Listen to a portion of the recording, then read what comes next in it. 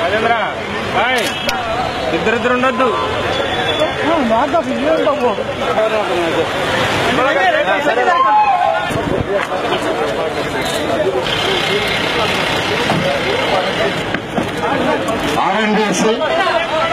మరి ఎట్లా ఇంత వరస్ట్ గా రోడ్డు ఉంటే మీరు అంతా గమ్మనుంటే ఎవరిని అడగాలి? అధికారులు అడగాలి, నిలదీయాలి అవసరం అయితే.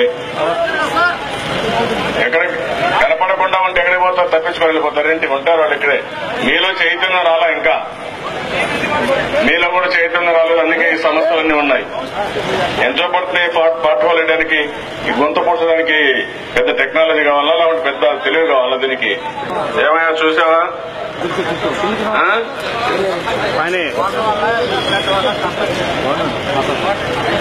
అది పడడానికి నువ్వే కదా కారణం.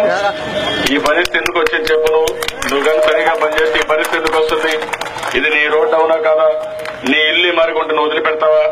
మరి రోడ్డు మాత్రం బాగాలేకపోతే వదిలిపెడతావా? కాదయా, ఎంతో మంది పడుతున్నారు ఇంట్లో కొంచెం గుంతలోకి వచ్చి. పడినప్పుడు నీకు బాధ్యత లేదా? నువ్వు పడితే నీకు ఎంత బాధ ఉంటుంది? నీ మీ ఇంట్లో వాళ్ళు పడితే ఎంత బాధపడతాను?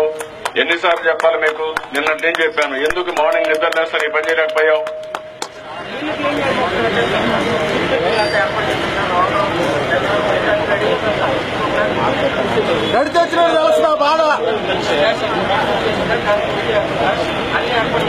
బీటీ అవన్నీ కాదు నాకు ఇప్పుడు మళ్ళా మట్టి ఇదంతా కూడా ఇది చేసుకుని కరెక్ట్ గా టెక్నాలజీ ఉపయోగించి కరెక్ట్ గా చెయ్యి. నేను ఒకటే చెప్తున్నా, ఇది మీకు లాస్ట్ ఛాన్స్. ఇది మీరు ప్రూవ్ చేసుకోకపోతే మాత్రం వేటు తప్పదు. అది మాత్రం గుర్తుపెట్టుకోండి. నేను మర్యాద చెప్పి అలసిపోయాను. పబ్లిక్ మూడు చూస్తున్నారు.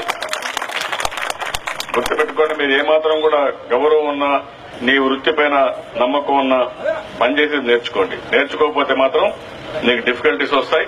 పబ్లిక్ మాత్రం నేను వదిలిపెట్టు, నేను కూడా వదిలిపెట్టు. అన్న విషయం గుర్తుపెట్టు. ఇది లాస్ట్ వార్నింగ్. రేపు రాబోయే రోజుల్లో మాత్రం చాలా సీరియస్ గా ఉంటుంది. గుర్తుపెట్టుకోండి, నేను వదిలిపెట్టే పరిస్థితి మాత్రం రాత్రికి అయిపోవాలి. మొత్తం చేపిస్తాను. ఇది ఒకటే కాదు, మొత్తం చేపిస్తాం. నేను పాత రోజులు తమ్ముడు, పాత వాసనలు ఇంకా కొద్దిగా ఉన్నాయి వాళ్ళకు. ఆ వాసనలన్నీ పోగొడతాను.